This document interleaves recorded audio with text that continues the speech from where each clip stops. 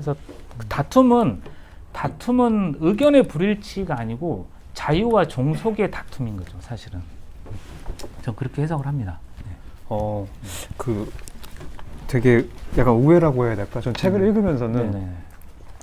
뭐 그 안티고네 예시라든가, 그러니까 어떤 이 서문에 쓰셨던 이 흑인의 이야기에서 봤을 때 엄청 큰 사건을 마주했을 때, 그러니까 내 이 지성의 한계라고 해야 되나? 이 내가 살아온 이 인과의 틀 안에서 해석이 안 되는 상황을 마주했을 때에 비로소 어떤 예지계를 만날 수 있는 가능성이 있다. 약간 이런 느낌이었는데, 쌤 말씀을 듣다 보니까 이제 그거를 스스로 만들어낼 수 있다. 이런 느낌으로 다가오는데.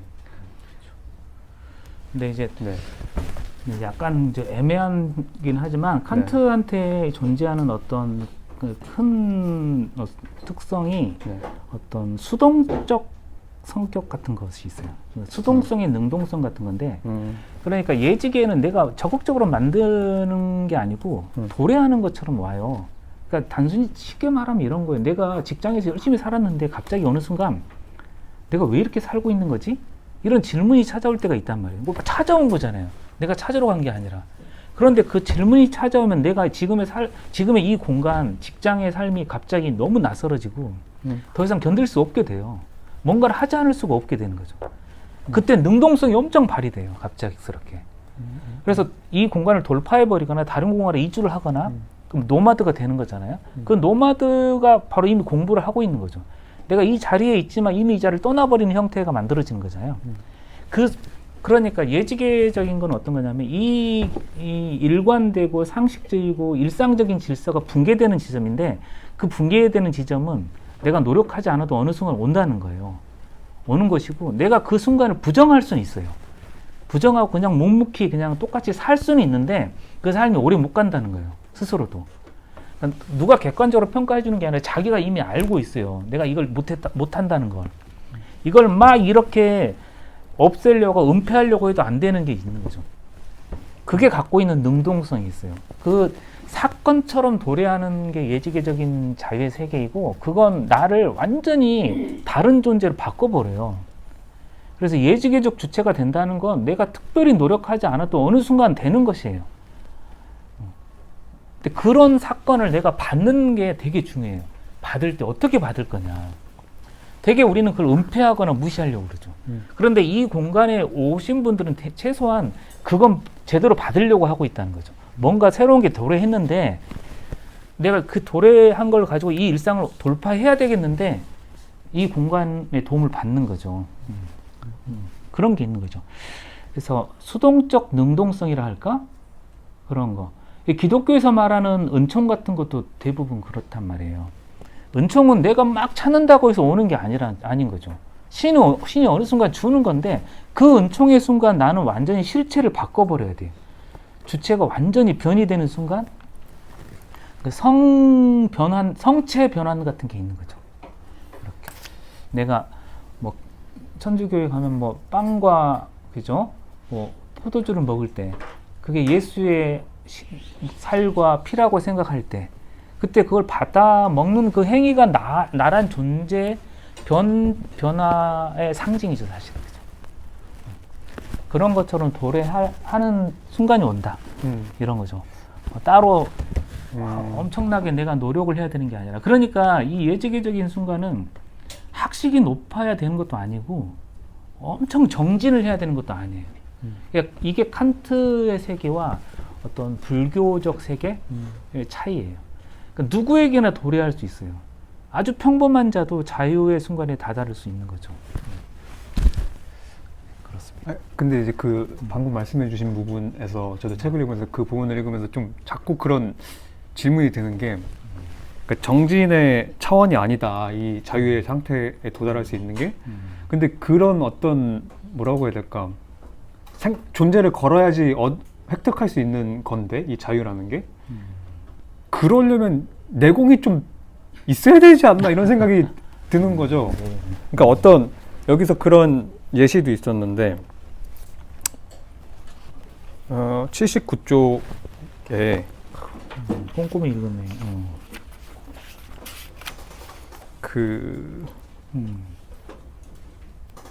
고뇌하는 78쪽이네요. 고뇌하는 신하 이 예시 들어주셨잖아요.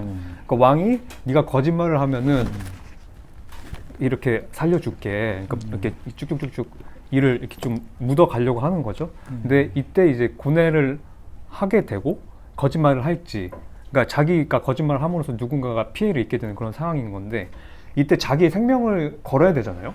거짓말을, 그러니까 왕의 그 제안을 거절했을 때 그거를 거절할 수 있으려면 상당한 내공이 필요한 게 아닌가 이런 생각이 들더라고요.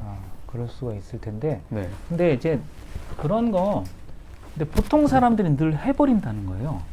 우리 보면은 예를 들어서 뭐 임진왜란 때 뭐 그냥 의병들이 막 나타난다든지 자기 목숨을 던지는 거잖아요. 우리는 되게 힘든 일일 것 같은데도 누군가는 그런 걸 쉽게 하는 거죠. 그리고 칸트가 예를 들듯이 자기 목숨이 달려 있는데 칸트한테는 생명보다 더 숭고한 지점이 있다는 거죠. 그러니까 차라리 죽으면 좋은데 그 죽음보다 더 큰 형벌이 있다는 거예요. 이게 뭐냐면 내가 윤리적으로 타락했을 때 이 죽음은 아무런 도움이 안 된다는 거예요. 그래서 우리가 어떤 정치인을 이렇게 코너에 몰려고 할 때 어떻게 하냐면 도덕적으로 공격을 해버리잖아요. 도덕적 공격을 왜 하는 거죠? 이게 죽음보다 더 치명적인 것이죠. 그러니까 동물한테는 없는 거잖아요. 동물한테는 윤리성의 영역이 없어요. 그래서 치욕이나 이런 게 안 된단 말이죠. 근데 인간한테는 윤리성이라는 이상한 영역이 있어요. 그래서 차라리 내 생명을 던져버릴지언정 내가 내 생명을 지키기 위해서 윤리적으로 타협한다? 이건 내가 평생 죄의식 속에 살아야 될 상황이 되는 거죠. 그런데 이 죄의식은 내가 어디를 가도, 어떤 공간을 가도, 어떤 시간을 가도 사라지지가 않아요. 그래서 프로이트는 그렇게 이야기하잖아요. 죄의식 같은 무의식은 시간을 갖고 있지 않다고. 그건 어느 순간만 돼도 그냥 강박적으로 막 다시 나를 막 쫓아오는 것이에요. 어디 숨을 수가 없어요. 죽음조차 해결 안 해줘요. 그건. 그러니까 우리한테는 그런 게 있어서 생명이 소중한데도 생명을 던지는 사람도 있는 거예요. 근데 이게 내공이 있어서가 꼭 아니에요.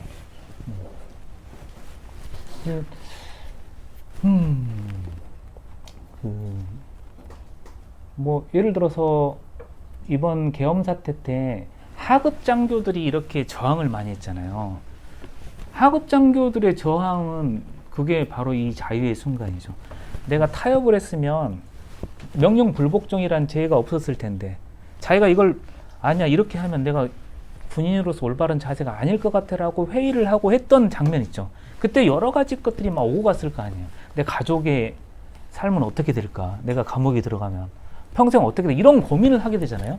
그 고뇌를 도대체 왜 하냐는 거예요.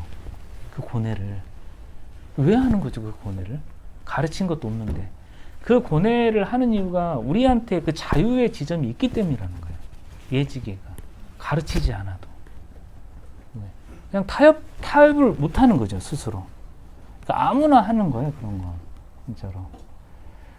근데 예를 들어서 그러니까 칸트는 그런 윤리적 영역을 이야기한 것이고 어떤 경지가 필요한 영역은 따로 있는 거예요. 제가 보기엔 그건 윤리적 영역이 아니에요. 경지가 필요한 것은 인식적 영역이에요.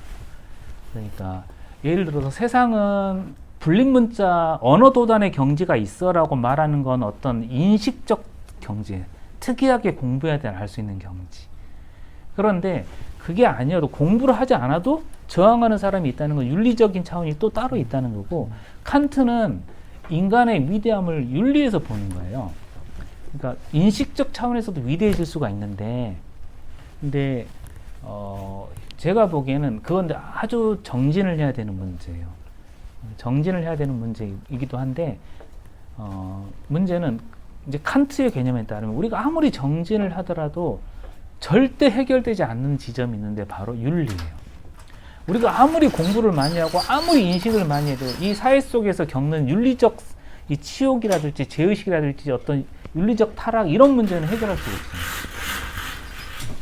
없어요. 내가 그 상황에 처하고 싶어서 처한 것도 아닌데 이거 해결할 수가 없어요.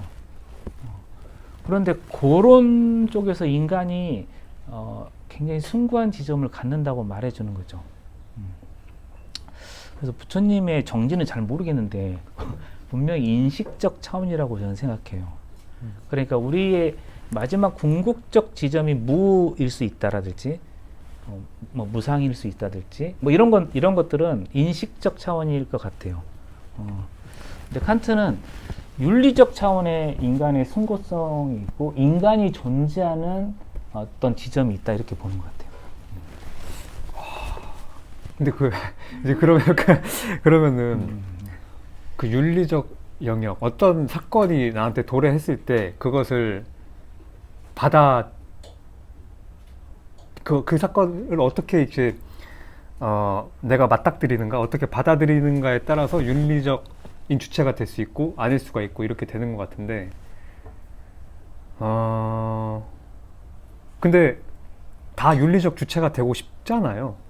그러니까 저는 그러니까 그러고 싶을 것 같아요. 이런 공부를 하고 이러는 게. 근데 물론 이제 책을 보니까 상당히 그 세계는 좀 무시무시한 세계긴 하던데. 그럼 이제 우리가 할 수 있는 게 뭐죠? 그러니까 정진으로도 갈 수 없고. 그러니까 그건 그건 이제 그러니까 정진을 왜 하느냐는 거죠. 정진을 하는 이유가 있을 텐데 그게 윤리적 목적은 아니에요. 그게 그러니까 만약에 그걸 윤리적 목적이라고 생각했다면 칸트하고는 다른 지점인 거죠. 다른 인식인 거고 칸트는 그걸 좀 구별하고 있는 거고.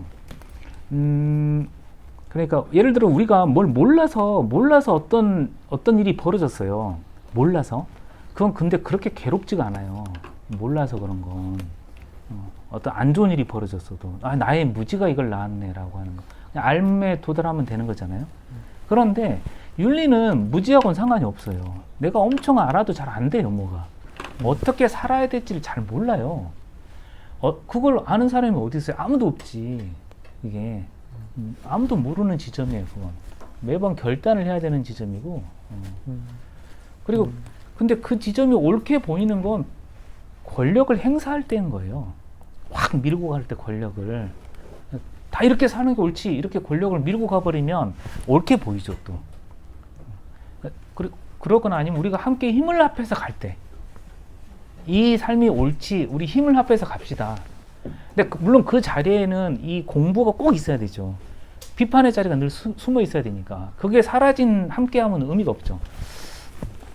근데 그렇긴 한데 이제 이 예지적인 건 이 가장 큰 특징이 뭐냐면 인간이 칸트를 공부하다 보면 인간이 어떤 기계처럼 보일 때가 있어요. 인간이 기계처럼 보일 때, 놀라운 기계처럼 보일 때. 그러니까 제가 드는 예로는 키세스단 같은 거 이번에 계엄 때 그 은박지를 둘러싸고 추운 겨울에 밤을 새고 그랬잖아요. 그게 과연 인간으로 보입니까? 저는 안 보인다는 거죠. 그게 기계 아니고 뭐죠? 추위도 그냥 견뎌버리고 우리도 집회 나갔지만 너무 추워가지고 빨리 집회 가고 싶어 막 했잖아요. 이 정도 했으면 됐어. 충분해. 좀 싸웠지. 이런 자기 만족을 가지고 돌아가지 않았나요? 근데 그걸 못 견디고 이 정도 싸워서는 안 돼. 나 밤을 새버릴 거야. 눈이 오고 막 이러는데도. 그때 뭘 보는 거죠? 저걸 인간이라고 보나요? 안 그렇단 말이에요. 저건 거의 기계적인 존재예요. 이게. 그러니까 인간이 그렇게 기계가 될 수도 있다는 거죠. 근데 그게 어디서 나오냐? 이런 데서 나오는 거죠. 자유에서. 누가 시켜서도 아닌 그 자유가 우리를 못 견디게 하는 거예요. 집으로 못 들어가게 하는 거죠. 이게. 타협하지 못하게 하고. 그러니까 내가 어떻게 해야 돼요가 아니라 자유의 순간이 오면 나도 모르게 그냥 그렇게 한다는 거예요. 그게 강요로 될 문제가 아니잖아요. 그냥 그게 그 자유가 나를 밀고 가는 그 힘이 완전히 기계 같은 거예요. 그러니까 인간이 어느 순간 기계처럼 보일 때 그때는 굉장히 숭고해진 거예요.